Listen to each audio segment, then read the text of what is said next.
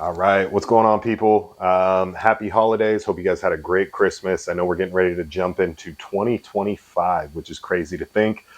Before we jump into the video, just wanted to say, don't forget to check out GeForce supplements. You can get them at getgeforce.net. Get yourself some premeditated, moderate stem pre-workout, or if you're somebody who works out late at night or just doesn't like stems, you can do the preemptive. But we got stem, non-stem pump. Those two work really well together, along with branched chain amino acids essential amino acids, and one of my favorites, which is the nootropic. So go check them out.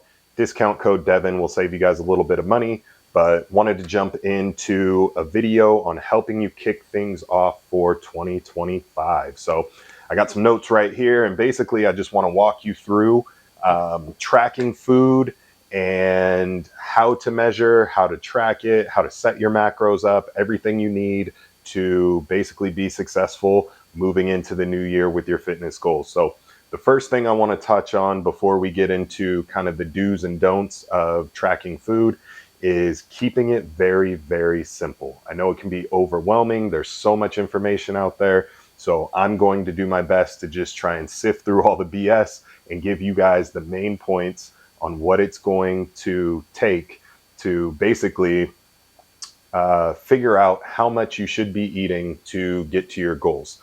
So let's dive in. So number one is utilizing a tracking app. Now I use Macros First. I used to be a big believer in MyFitnessPal, but they have gone so far away from what they used to be that not only is it kind of difficult to track because there's so much information in the database, but there's also just a lot of features that they no longer have unless you pay for premium that I think an app like Macros First will benefit in giving you. So go check them out. They have it for both Apple and Android. You can download it. The one thing I really like, couple of things, but one thing that I really like is you can input your food. And then once it's in your diary, you can actually set it to say, I need 50 grams of protein. So if you select 4 ounces of chicken breasts and it pops up and says, this is 35 grams of protein, instead of sitting there and putting 4.5, 5.5, you can simply just click on the protein, input 50, and it'll tell you how many ounces you need. So it kind of reverse engineers it for you, which makes it very simple. You can save all your foods. It has a barcode scanner. Everything that used to be great about MyFitnessPal, they have, and some additional things as well. So first off, whether you use that app, you use MyFitnessPal, if you're already using something else, stick with that. That's fine. Use what works for you. At the end of the day, the best diet and the best way to go about it is the way that works best for you. So if you're already using something, stick with that. If you want to check out a different app, play around with it, go ahead. It took me about 3 months to fully move everything over. And it's funny because a lot of people ask me, why are you tracking macros in an app if you've been doing this for so long? And funny enough, I track macros because if I don't, I have a tendency to undereat. So I always input the basics for my day, and we'll get into what that looks like just to make things simple. But oftentimes I eat the same foods day in and day out. So the night before or while I'm doing my morning cardio, I will input what I'm going to eat for that day or just copy over what I ate from the day prior and then just make a few simple swaps. So first things first is pick your app. We got that underhand. And if you're somebody who's new to tracking, I highly, highly suggest, and this is something that I do with a lot of my clients, which is habit stacking, just start with tracking protein. Just simply track your protein, make sure you're getting enough, and we'll touch on how much enough is.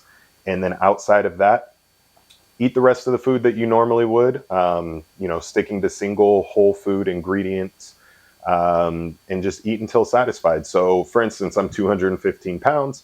I like to base everything off of 1 gram of protein per pound of body weight. So for me, I would be shooting for 215 grams of protein. And if that's the case, then what I say, if you're new to tracking, just track that protein. Don't worry about anything else right now. Don't let it overwhelm you. Just put your protein in and eat the rest of the food as you will. Make a sweet potato or rice or whatever else you're going to have with your protein. And then just eat until satisfied. But eat your protein first and track your protein. Once you've gone a couple of weeks of tracking protein, introduce tracking carbohydrates. Track your carbohydrates for a few weeks. Now you're tracking both protein and carbs. And then once you kind of get that down and you get used to it and it becomes easier and easier, add in your fats. And then you can really fine tune to the numbers that you want to be at. And I'm going to touch on that towards the end. So we have app tracking. We have the next thing is cooked or uncooked. So the next thing is cooked or uncooked. How do you measure your food? And the fact of the matter is, it doesn't really matter so long as you're measuring the same way every time. Whether you're tracking grams or whether you're tracking it in ounces and whether you're tracking it pre or post cooked, just make sure you're utilizing that method every single time. For me, I like to track all of my protein sources cooked. I track most of my carbs cooked. Now, when it comes to things like rice and oats, because we're adding different amounts of water to those, and it can kind of change how much of that final food that you're getting based off of the amount of water, that I will typically track pre-cooked weight. But my protein is always tracked post-cooking, and the majority of my carbohydrates, where I'm not adding additional water, I'm counting pre-cooked, or excuse me, post-cooked. So with my proteins, I'm always tracking them post-cooked, and I'm usually 9 times out of 10 doing it in ounces. My carbohydrates, I'm typically doing in grams. Again, you can go ounces with everything. This is just what works for me, but figure out. So for me, I like to track my proteins cooked. I like to track the majority of my carbs cooked. Pretty much everything that I do, with the exception of rice, oats, and a few other things, I track cooked. But again, it doesn't really matter so long as you're utilizing the same method of tracking every single time. At the end of the day, if you need more food, just add more food. Continue to count it either cooked or uncooked, and it'll all even out. People get so caught up on hitting a specific number that number really is just there for us as a point of reference. If I'm working with a client, 9 times out of 10, we don't even know the total caloric intake. And I only say that, I mean, I know it, but it's more so because I want them to focus on the macros themselves. If you hit your macros, you're going to hit your calories. And that's the most important thing in my opinion. So track your food, either cooked or uncooked. Just make sure that you do it the same way every single time. Number 3 is figuring out your macros. Now, there's a ton of different ways to do this. I'm going to give you the easiest way that I do it, and it usually will take some fine tuning. So a lot of times you'll see the online calculators, and those, from what I've seen, will typically overshoot or severely undershoot your calories based on the information that you give it. So what I like to do when it comes to laying out calories and macros for my clients is the following. I take their body weight, and then depending on if they want to lose weight or gain weight, muscle, I will take their body weight and then times it by either 7 all the way up to 14. Now, 14 would be if you work a very active job. We're talking something like construction, or you work in a warehouse where you're constantly moving, lifting, carrying things. For the majority of people, I find that starting out right around 10 is a really good point. And that allows you to flex one way or another after you get your calories, you break out your macros, and you eat that amount of macros for about 1.5 to 2 weeks. At that point, your weight's either going to go up a pound or 2 or down a pound or 2. If it stays the same, then you know you're at maintenance, and you can adjust your foods based off of where you're landing. So I'll give you an example. For me, somebody who's 215 pounds, if I were to take my weight and multiply it by 10, which in theory should give me roughly close to maintenance, that's going to give me 2,150 calories. All right. Now, in that 2,150 calories, this is how I break out my macros for that. I'll take my protein, which is 4 grams, which is 4 calories per gram. Same with carbs. So protein and carbs are both 4 calories per gram. Fats are 9. So here's what we're going to do. Again, we're going to go back to the 1 gram of protein per pound of body weight.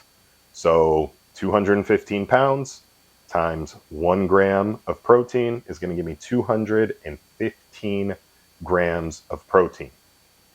Then what I like to do with my carbs is I take those and I multiply my weight by 1.2 to 2. Again, 2 is going to be the high end of the scale, and that would be somebody who is a very active person. If you're a distance runner, if you have a very active job, if you don't sit all day at your job and you're constantly moving, then somebody might be closer to that 2 range. But anywhere between 1.2 and 2, I usually will start most clients off on the lower end, and then we can always fill in food as we go. So for me, that would land between 258 and 430 grams of carbs for myself. So just to recap, 215 grams of protein, 258 to 430 grams of carbs. And then for the fats, I basically just fill in the rest. So 215 grams of protein, we'll say 250 grams of carbs starting on the low end. That's going to leave us with about 690 calories to play with. We divide that by 9 and we get 28. So we're dividing it by 9, which is the amount of calories per gram of fat, and that gives us 28. So this is actually really, really close to where I would be on a maintenance. About 250 grams of protein, 258 grams of carbs, 28 grams of fat. From there, ride that out for a week or two. Now at the end of the first week, if you're starving and the goal is to build muscle, then we'll slowly start adding in some fats. I'd recommend personally keeping fats between 15, no more than 20% of your total caloric intake, and then splitting the rest between proteins and carbohydrates. Now that flip-flops a little bit. If you are in a caloric deficit looking to lose fat, I would pull a little bit down from the carbs, not much, and just simply move that over to fat. So it's still the same total number of calories. We're just getting more of our calories in fats than a little bit less in carbs. So that's the easiest way to break it down. So just to recap, body weight times 7 to 14, 7 being a pretty severe deficit, 14 being a pretty intense bulk. I always recommend shoot for 10 and then adjust as needed. Proteins and carbs are 4 calories each. Fats are 9. You're going to take your body weight, multiply it by 7 to 14. Then you're going to take your body weight, multiply your weight by 1. That's the number of protein you're going to get. You're going to multiply your weight by 1.2 to 2, and that's going to be the number of carbohydrates that you'll get. And then whatever number is left over when you take your protein and your carbs, add them together, multiply it by 4, and you'll get a number. Minus that number from your total caloric intake, and you'll divide by 9. That's going to give you the number of grams in fat that you're going to eat. It sounds really confusing, and I promise you it's not. It's just probably new to you. So give that a shot. That's going to be one of the easiest ways to do it. And I hope that you guys have success in whatever your goals are. If you don't understand, you don't want to understand, and you just want somebody to kind of help you out, feel free to reach out to me. You can reach me at dgrogans39@gmail.com or next-leveltraining.com and fill out the form there. We're rolling into 2025, and there shouldn't be any reason that you guys are rolling in with excuses. Start today. Don't wait for the new year. Don't wait another week. Just start today, because a week or two down the road, you can already be a week or two ahead, or you can just be starting. So start it now. Throw the cookies away. Christmas was over. We're moving forward. Put the cookie down, and we will put the cookie down and just get after it. So I hope this was helpful. If you guys want to see more videos like this, just let me know. Don't forget to like, subscribe, and ring the bell. And I will catch you guys on the next one.